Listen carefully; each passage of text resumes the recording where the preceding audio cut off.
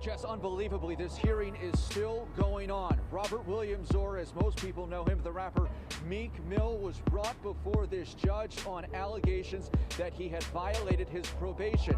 Now, this goes back 10 years with this judge, all stemming to 2008 when he was convicted on gun and distribution charges. Well, we were there. We got the tip, and we were there as Meek Mill entered the Criminal Justice Center.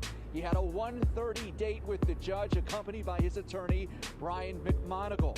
Most of the afternoon, Brian McMonagle has been trying to sway the judge that there were a lot of coincidences, that Meek Mill has been trying to right the wrongs in his life and stabilize his personal situation, but still there were positive tests for narcotics numerous times, according to evidence presented to the court from probation officers, and there were also a number of calendar discrepancies. The judge thought that Meek Mill was supposed to be in Greece. Meanwhile, he was in Philadelphia. She also says she never knew that he was in Atlanta for supposed drug rehabilitation. It's the boy Dev Hall. We here, episode 3. It's gonna be a lot better, I promise y'all that. And I'm gonna deliver. This episode basically is gonna cover the Meek Mill situation, the church shootings, females actuated by guys on Instagram, what they saying, things of that sort. So, like I said, we're gonna have a few little interviews. We're gonna have a young lady, Raisa, and we have my man BJ. They're gonna give you their thoughts on the Meek Mill situation and their concerns, and also their concerns or their reactions on African Americans saying that Meek should be in jail and he got what he deserved. The Dev Hall Show. I believe that as a community, as a community, it made people come together more and reunite. And I believe that a lot of people is in his corner. I also believe that as an individual and how he is carrying himself and conducting himself, he progressing very much more. I believe he's not in like how can I say it, like in a hoodlum. He doesn't show himself as a hoodlum or anything like that. I think he's more professional and more so mature as an artist and as a person.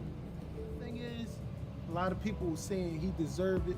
I think because they didn't really evaluate the situation, and they took a glance at the whole situation and just want to put their little 2 cents in it. Mm-hmm. But I think they really need to evaluate the situation, really read on the article, read on what is going on, because right now people don't understand what's going on. And I'm a young black man, and I'm targeted every day when I walk down the street, but at the same time, I'm in grad school. I'm a professional, you know what I mean? I'm a teacher, you know what I mean? And when I'm just dressed like this and I'm walking down the street, you know, cops stop me all the time. Stereotype Me all the time. So I feel his pain. I feel where these young black men is coming from, because all the young black men don't have the mindset. Don't have the mindset as hood, you know what I mean? Mm-hmm. So what are your thoughts on African Americans saying that he got what he deserved? I totally disagree with that. Meek Mill recently just got sentenced 2 to 4 years in state prison, Graterford to be specific. I don't agree with the ruling. I don't agree with the sentence. I don't agree with all of it. I just don't agree with any of this shit. Like, it just makes me think that the justice system really wants to bring down a black man, or just people in general, specifically a black man. The reason I say that, let me give y'all a little history lesson, or as older people say, a trip down memory lane. Meek, for example, was booked when he was 18, or he caught a case when he was 18. You know, if y'all Meek fans, he raps about it a lot. But for us Philly fans, or us Philadelphians, you know, we understand the struggle. We understand what he's been through. We understand what he's going through to this day. He's 30. But let me get to the story. 18, he caught a case, you know. He caught a case for pointing a gun, allegedly, at a undercover cop, a narc. He was basically dressed as a street guy, you know. Didn't have a badge on, anything, whatever. So, you know, he pleaded guilty for that. He did his time for that. He apologized, yada yada, his probation. Boom. You would think your probation would end after 5 years. You know, like I said, I'm not a felon, so I'm not going to speak on that topic as if I know what I'm talking about. But I know people that are felons, and I know people that gave me information on that and said 5 years is typical for people, or depends on the charge or the charge you have or whatever. But anyway, you mean to tell me this man been on probation since he was 18 years old and he's 30 years old? Y'all do the math. That's 12 years. 11 and a half, 12 years to be exact. This man is an entertainer. The man did his jail time, I want to say 2 years ago before he got, 3 years ago before he got Nicki, if y'all remember, if y'all recall. He did his little jail time. I think he did a couple of months in there, came out, you know, he did his thing, got back in his bag. House arrest, if y'all remember. He was on house arrest, he couldn't drop any music, if y'all remember. He did that. Then now all of a sudden, he had an altercation at an airport in St. Louis for breaking up a fight. People say he got in the fight, but the police said on surveillance that he was breaking up the fight and he did a good thing. So they dismissed that case. Let's go. Then he got, he had a case for riding dirt bikes or four-wheelers up and down Harlem and shit, right? I'm like, okay, cool. He having a good time. He's chilling with the guys. He's showing people that he's a celebrity, but he's also a human as well. He wants to be around the people. He wants to be around the community. Nothing wrong with that. All right, cool. Smack on the wrist. Bam. You know, they dismissed that case. This hearing came out of nowhere. Like I said, I'm not his relative. I'm not a reporter, or I'm not his manager to be knowing his every move or anything like that. But anyway, this came out of nowhere. So I'm sitting here thinking to myself, like, but damn, you got 2 cases that's dismissed. He's an entertainer. You can see that the man cleaned his act up. You can see that he don't seem like he's antsy. He don't seem like he's tempered, or he don't seem like he's aggressive or just, you know, angry, you know, more, you know? Like he seems like he's in a happy place, from my understanding, and also from the outside looking in. You know how the outside looking in can be, you know, it can definitely give you a whole different perspective. I don't understand how this man got sentenced 2 to 4 years for doing those minor violations. One, I don't even think it was a violation for him to break up a damn fight in the airport, because his man Chino got in a little altercation with a bull. You want to, what you call him? Like, what? Come on, cuz. I don't get that. 2, you riding dirt bikes or four-wheelers up and down Harlem. We see people riding dirt bikes, four-wheelers, bikes up and down Broad Street. I don't understand how people can be so petty. At that, it's a black judge. It's a black judge, yo. So this time, as a black community, we can't blame the white man. We can't blame the white women. We can't blame white supremacy. Actually, we can blame white supremacy because it's the system. But, you know, I almost got ahead of myself. At the end of the day, it's a black judge that's making this ruling. It's a black judge that had this man for the last 10 years. It's a black judge that requested this man to make a remake of Boyz II Men 1994 hit single on One Bending Knee or On Bending Knee or whatever. I'm not going to say the accurate name because that's not my type of... I mean, I never heard that song. I probably did, but I just never heard that song. Whatever. Check this out.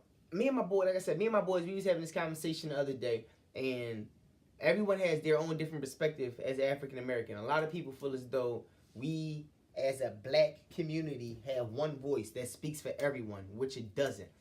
Well, it doesn't for me. I can speak for myself on that one.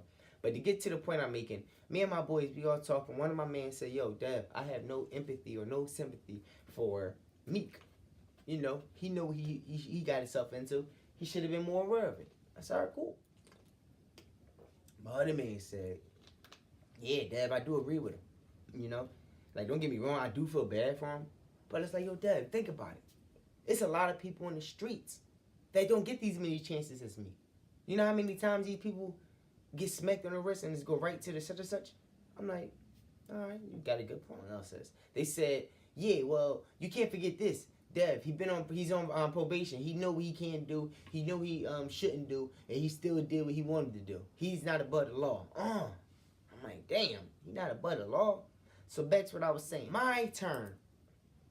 Okay. You mean to tell me, as a black person, forget a black person, as a human being, you're going to be civilized, not make no errors, nothing, for 12 years straight? If you cough, you got a damn probation violation. All that. So you expect this man to be focused on living the correct life for 12 years straight. Mind you, he was 18 when his probation started, 30. You get what I'm saying? He's progressing. Also, people fail to realize this. As he's on probation, he's still starting his career at the same token. At the end of the day, this man was coming up with MMG. We seen it, Pandemonium. We seen it. We seen I forgot the other songs, but we seen them Jones. We seen MMG. We seen Self-Made 1, 2, 3. We seen them Jones and 4. You know, we don't know if 5 coming out, but we seen those. The point I'm making is he still was on probation through everything that was going on. He's a celebrity, meaning he's vulnerable to getting exposed to anything. He's vulnerable to just losing his temper. He's vulnerable to do all this. Nothing major, if y'all notice this. Not the name drop on any type of celebrity. But I want y'all to realize this. Did y'all notice that when Jeezy got booked for that AK-47 joint, I remember this years ago, you know, on the tour bus joint, he did a little jail time, mugshot, bald head, remember all that? There was niggas in there, he bailed all his boys out, all that. He got out. You don't hear nothing about it, right? Right. I don't hear nothing about it. Wiz, he got booked, all this bud on his damn tour bus. Coming from a college homecoming. This is years ago, mind y'all. Dismissed. You don't hear nothing about that. You have people having serious sexual assault cases, rape cases, out here performing. Still, they're out here performing. Meek don't have that. That's swept under the rug. This man rides a dirt bike. This man breaks up a fight or got in a fight. You spending 2 to 4 years in there. Still, nigga. That's not my favorite rapper, but as a black man, I'm definitely going to stand up for the guy. Like, it's so much I can do, but at the end of the day, I just want y'all to get my opinion on it. You know, I feel as though that judge has something personal against Meek. I'm hearing that they're from the same neighborhoods. I'm also hearing that she requested this man to leave Rock Nation, owned by Jay-Z, to go to a local manager that she personally knows. Let alone, on that Boyz II Men remake, she wanted him to shout her out by name on a damn song. Like, what? What judge you know doing this? But you know what? She doing all this. I feel as though she's doing all this because she's jealous. She's jealous of his progression. That's just my opinion. I think she's jealous of his progression, basically saying like, okay, cool. I want y'all to think of something real quick. This is how I look at it.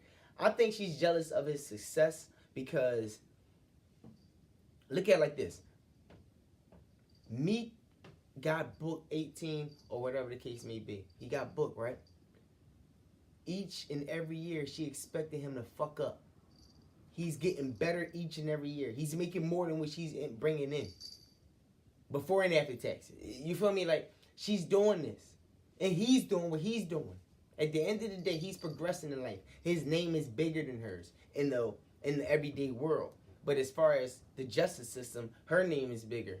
Because she makes those decisions on who's going to jail and who's not. No, she didn't buy that piece of paper. She worked her way up there. But for her to make that decision, and for her to be on this man's ass for 10 years, and for her to be making these type of petty requests, it's something personal against that man. That's just my opinion. I'm not right. And I'm pretty sure y'all looking at me like, oh, Dev, you tripping. He still shouldn't have did what he had to do, or what he did. But at the end of the day, it irritates me to hear black people say, yo, that man should be in jail. He gets what he deserves. Like, what? Y'all saying he got what he deserved. How the fuck he get what he deserved when you got all these damn white killers killing all these African Americans getting acquitted, basically not getting no charges, found not guilty, walking away cold-blooded with killing people on camera and all this, and this man having fun riding bikes and breaking up a fight or got into a fight in the airport. He's spending 2 to 4 years. Like I said, I'm not going to get too passionate on it because he's not my brother or my dad or a relative at all. But at the end of the day, I want y'all to open your mind and realize people really try to set people up or try to keep you on a leash where you can't grow in life in order for you to make a living for you and your family. And one more point. I want y'all to realize this one more thing. Realize this. When he get out, he still might be on probation. Y'all tell me this. When the fuck boy gonna get out probation? That's all I got to say on that time. We're going to speak on this church shooting that occurred in Texas. Another Baptist church, I believe. I just don't understand this once again. Another white person with rage going to intentionally kill every single last person in the church. He didn't, luckily, but he killed a substantial amount of people, which left people, families, and grieving, man. Like, this shit is ridiculous, guys. Like, I don't understand why people is so mad to the point where you want to endanger or kill or even ruin someone's life, yo, that you don't know. I don't understand it. Me personally, I don't. People be trying to make these false, what you want to say, false imitations that they can fulfill in real life. If that makes sense, you know, like people want to be characters off a movie so much or so bad that when they do it, their excuse is they're crazy. They're a psychopath. This, that, and the third. Like, it's always an excuse when it's a white person. I'm sorry, y'all. You know, if I have any white audience, I apologize about that, but that's the obvious. Y'all know it. Y'all can look at the history. It's African American, no excuse. He did it. He's dumb. He's retarded. He belongs in jail with the rest of them. He's a thug. Like, that's how it go, unfortunately. You know?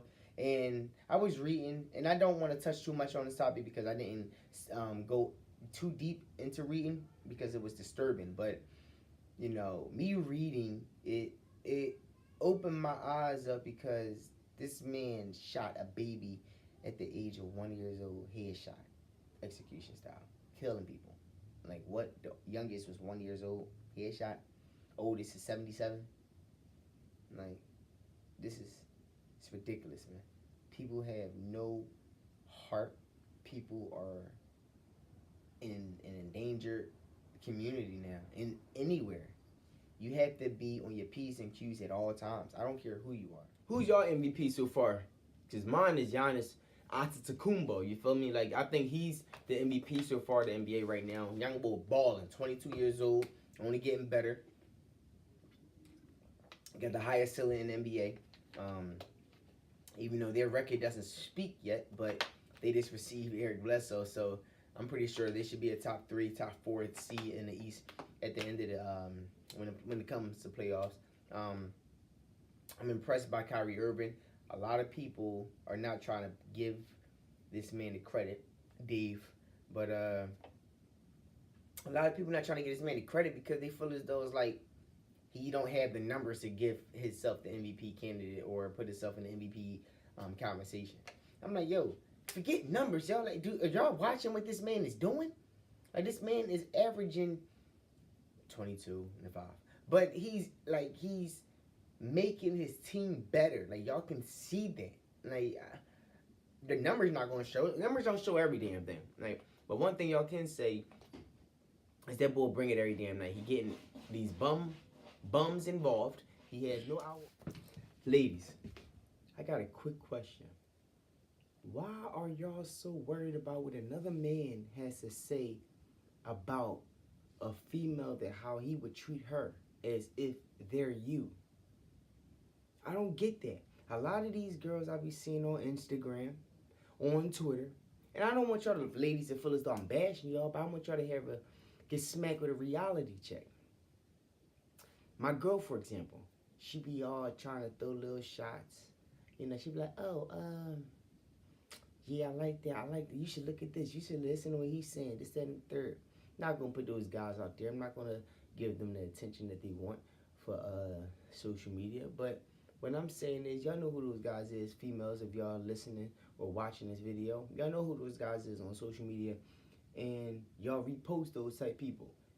Us guys be looking like, well, I can't speak for everybody, but for me, I be looking like, yo, why are y'all girls so amped up about a guy that don't know you? Two, he probably was a fucked up guy in the past and changed the way he act. Now he's sounding correct and saying the proper things a lady want to hear or a woman would like to hear. You know, that's nothing wrong with that. But this is where y'all lose me.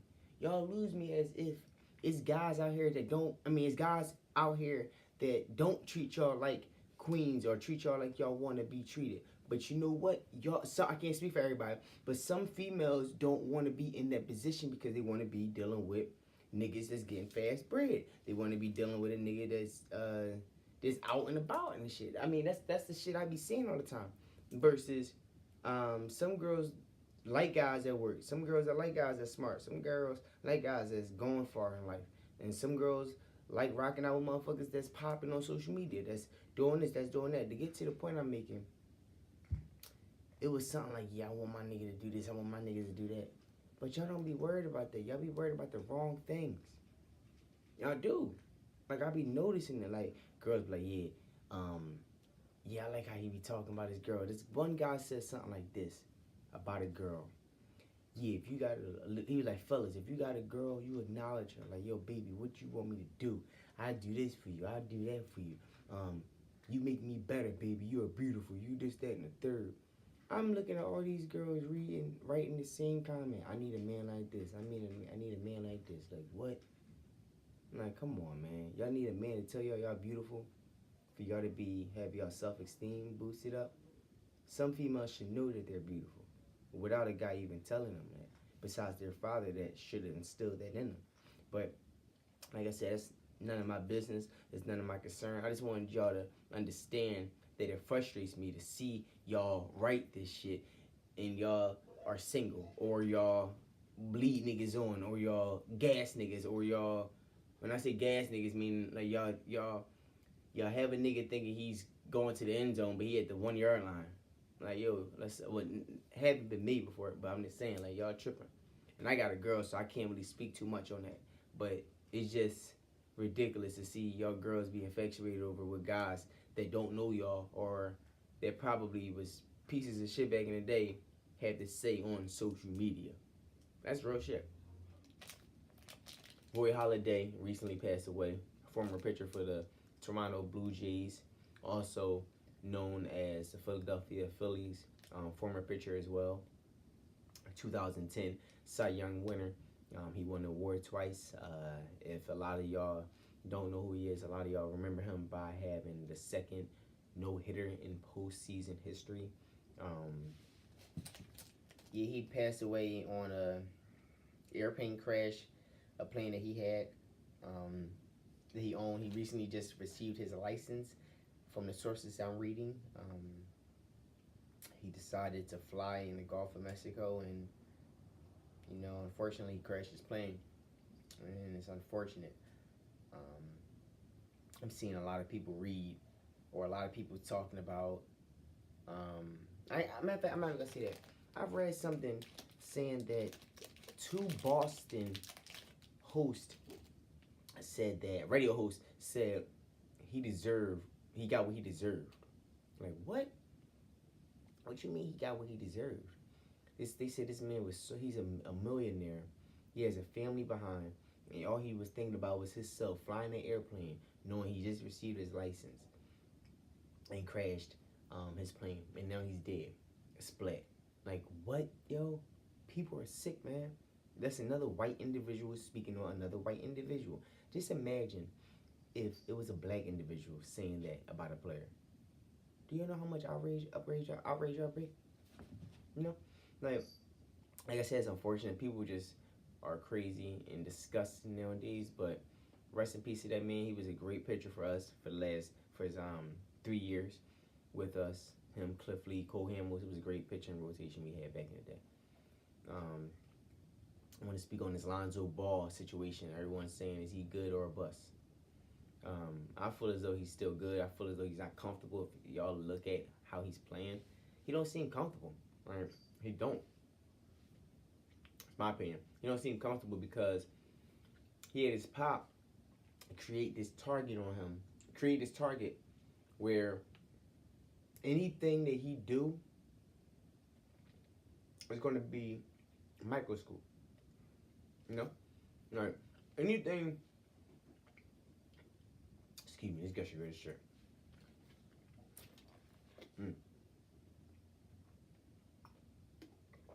But anyway, anything that he do, he's under a microscope. Like, they're going to pay close attention to his every move. Notice, he's not aggressive enough. He doesn't smile enough. He's not this, he's not that. He's not vocal. He's staying away from the team huddle on the sideline breaks. All those type things. And it's like, yo, well, damn. He's not even a vocal person. He's not a talkative person. He's a chill, laid-back person.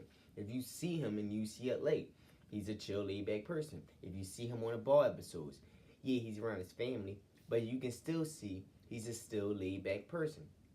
At the end of the day, I don't care about his personality. We care about his performance on the court, right? Right. So, it was unacceptable when he dropped 0 points in 29 minutes against Damian Lillard and the Portland Trail Blazers. That's unacceptable. Unacceptable. Yeah, I know it may bring some type of intimidation because you're going against Dame Lillard, but nah. 0 points is unacceptable. I've seen what he can do in the summer league. I know y'all like, Dev, it's the summer league. You know, no one is playing. You have no NBA stars for real playing. You got second or first year players in the summer league. I understand that. But just to see this man ball in the summer league, it showed me the potential he can have in the NBA. He shows in the NBA first game against Patrick Beverly. Clamps. Scared the damn man to death. I was like, oh man, cool. Second game, didn't win. Then you can see the man starting to get comfortable. He dropped 20 or 29, I think, against Phoenix. He dropped 20-something against Phoenix. Started getting comfortable. And then another time he shot 2 times. Then he shot 4 for 12. He's shooting bad. Like, he's not shooting well. It's just like, damn, like, what is going on? Like, he's going to find his groove. You know, he's going to find his groove. It's a lot of first-year players that had a slow start that became great or good. You know, let's be real. Like, did we forget about Kobe performance in the playoffs or performance when he had all those air balls? You know, no, we don't mention that because a lot of y'all going to say it's Dev, that's Kobe. Yeah, Kobe grew into the player he's at. Not saying Lonzo is going to be Kobe, but I'm saying Lonzo is a rookie. He's 19. He only played about 11, 12 games in the NBA. You know, these people are veterans, years in. Experience, playoff experience. So a lot of people want to just shut this man up because of his dad, and it's not even him, the player. It's his father. Like I said on my last episode, his father plays a big part in his life, and I'm not knocking any of that.